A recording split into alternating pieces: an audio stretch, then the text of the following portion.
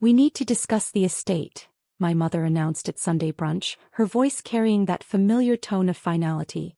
"Your sister Rebecca needs additional security." I stirred my coffee slowly, already knowing where this conversation was heading. My phone silently displayed the morning's market report. My company's stock up another 12%.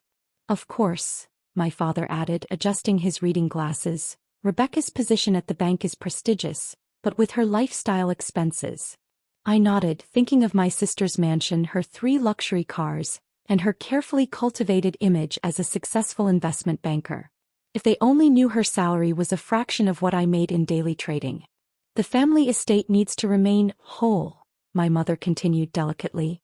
"And since you've chosen this alternative career path." My phone buzzed discreetly. "Merger completed. Chin Technologies now valued at $7.9 billion. Stock surging." "I understand," I said quietly, watching another notification flash. "Forbes interview confirmed, America's most secretive billionaire." Rebecca swept in, fashionably late as usual, designer handbag prominently displayed. "Sorry I'm late. Major deal at the bank. Millions at stake." I suppressed a smile, thinking of the billions I'd moved this morning before breakfast. "Perfect timing," Mother beamed. "We were just discussing the estate planning." "Sarah," my father said gently, "you understand why Rebecca needs to inherit everything, don't you? With your immodest situation." My assistant's footsteps approached the dining room. I checked the time right on schedule. "Modest is generous," Rebecca smirked. "How's that little startup of yours doing? Still working from your apartment?" Another message flashed. Emergency board meeting called. Chin Technologies market cap approaching $8 billion. "Actually," I began, but Mother cut me off. "We've decided," she declared. "Rebecca gets the estate. The house, the investments, everything. You understand, dear? She has appearances to maintain." My assistant appeared in the doorway, tablet in hand, face flushed with excitement. "Miss Chin," she burst out. "Sorry to interrupt, but dash." "Not now," my mother waved dismissively at my assistant. "We're discussing family matters." "But ma'am," my assistant persisted, "the markets dash." "As I was saying," Mother continued, "Rebecca's position in society demands certain standards." My phone lit up. Breaking. Chin Technologies becomes fastest company to reach $8 billion valuation. "Did you hear about my new summer house?" Rebecca interjected. The partners were so impressed. "Of course, Sarah, with your situation, you probably can't relate." My assistant was practically bouncing now. "Miss Chin, please, it's urgent dash." "Whatever startup crisis you're having can wait," Rebecca said dismissively. "We're discussing my inheritance." Dad pulled out the estate papers. "Now, Sarah, we've arranged everything. Rebecca gets the estate, valued at roughly $12 million. I almost laughed. My company made that much in the last hour. "Your sister needs to maintain her social standing," Mother explained. "The country club memberships, the charity galas." My phone buzzed again. Wall Street Journal requests immediate comment on breaking story. Tech's hidden giant. Chin Technologies surpasses $8.2 billion. "I've earned this," Rebecca declared. "My corner office at the bank, my executive status." "Miss Chin." My assistant finally burst out. "Your net worth just hit $8.2 billion. The markets are going crazy." The room froze. Dad's glasses slid off his nose. Mother's teacup clattered against its saucer. Rebecca's designer bag slipped from her shoulder. What did you say?" Mother whispered. My assistant held up her tablet, displaying the breaking news headlines. Mystery tech CEO Sarah Chen's net worth soars past $8 billion. That's impossible," Rebecca stammered. "Sarah works from her apartment." "Her apartment," my assistant smiled, "which occupies the entire top floor of the building she owns, along with half the commercial real estate downtown." Dad's hands shook as he stared at the estate papers, the $12 million inheritance that now seemed laughably small. "Would you like me to show them the portfolio, Miss Chin?" my assistant asked. The estate papers trembled in Dad's hands as my assistant pulled up the holographic display from her tablet. Financial data filled the air above our brunch table, stock tickers and market valuations dancing over the untouched eggs Benedict. Chin Technologies, my assistant began professionally. Current market capitalization, $8.2 billion and climbing. Primary operations in quantum computing, AI development and blockchain technology. Founder and CEO, Sarah Chin. But you work from home, Rebecca whispered, her designer bag forgotten on the floor. From the penthouse of the Chin Technology Tower, my assistant corrected. Which, incidentally, your bank rents from us, along with 30 other corporate tenants. Mother's face had gone pale. The Chin Technology Tower? That new building downtown.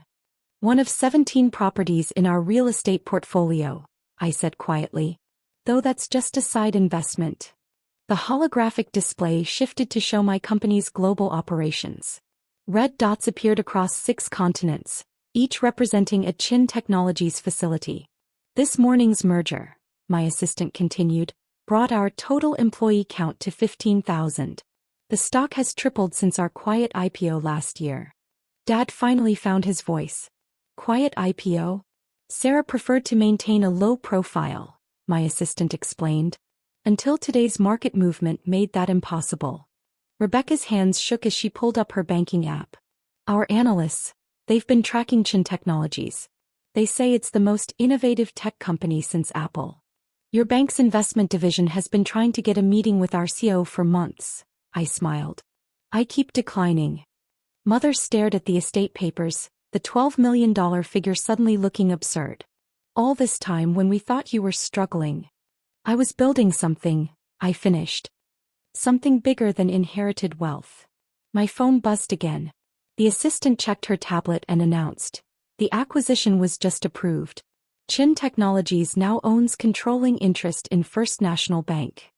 Rebecca's face went white. First National? My bank? Your new employer, I corrected gently. Though don't worry, we're keeping all existing staff. Even those with unnecessarily large expense accounts. The holographic display updated, showing my personal net worth ticker climbing past $8.3 billion. The estate, Dad mumbled, still staring at the papers. Keep it, I said softly. Rebecca needs it more than I do. My apartment's property taxes alone are worth more than the entire inheritance. Your apartment, Mother repeated weakly. My assistant pulled up the penthouse details. 12,000 square feet of cutting-edge smart home technology, private helipad, and a view of the city I now partially owned. Would you like me to show them the car collection? My assistant offered. That won't be necessary, I said, watching Rebecca's face as she realized her 3 luxury cars were worth less than my backup vehicle. I think they're starting to understand. The room fell silent except for the gentle hum of the holographic display, still showing my empire's ever-growing metrics. The carefully arranged inheritance papers lay forgotten among the brunch dishes. Their importance evaporated like morning mist. 1 month after the brunch revelation, my family gathered again, this time in my penthouse's dining room, 90 stories above the city they now saw differently. The wall-to-wall windows offered a view of the Chin Technology Tower's gleaming logo, a sight that still made my mother flinch slightly. The estate paperwork is all finalized, Dad said quietly, watching Bloomberg TV cover my company's latest innovation. Though it seems rather insignificant now. Rebecca sat silently, her designer bag absent for the first time in years. As the newly appointed head of innovation at First National Bank, a position she'd actually earned after I acquired the company, she'd developed a different perspective on wealth and status. Ms. Chin, my assistant entered smoothly, the Prime Minister of Singapore is on line 1 about the quantum computing initiative. Mother nearly dropped her fork. After years of worrying about my modest situation, she now watched world leaders court her younger daughter. Did you see the Forbes cover? She asked, trying to sound casual as she gestured to the magazine where I graced the cover. The Silent Empire, How Sarah Chin Built a Tech Dynasty in Secret. The Times profile was better, Rebecca offered, scrolling through her tablet. Though they barely scratched the surface of the AI division's potential. My phone displayed another notification. Stock hits new high. Personal net worth, $9.1 billion. I still can't believe, Mother began, then paused. All those years we thought you needed help. While I was helping others, I completed, showing her Chin Technologies' global education initiative. Our scholarship program just hit 10,000 students. Dad studied the holographic display of company metrics floating above the dining table. The estate we were so concerned about wouldn't cover my property taxes, I confirmed. Though it was never about the money. Rebecca looked up from her tablet. The Tokyo expansion is trending worldwide. Along with our quantum breakthrough, I nodded. The patents alone are worth more than First National's total assets. My assistant appeared again. Ma'am, the White House is confirming your tech advisory appointment. And NASA needs to move up the Mars project timeline. Mother's hands trembled slightly as she reached for her wine. Mars project. Chin Technologies is developing the AI systems for the first colonial mission, I explained. Just a small side project. Small, Rebecca laughed, shaking her head. Like how you called your company a startup? The TV shifted to breaking news. Chin Technologies revolutionizes quantum computing. Stock surges past $500 per share.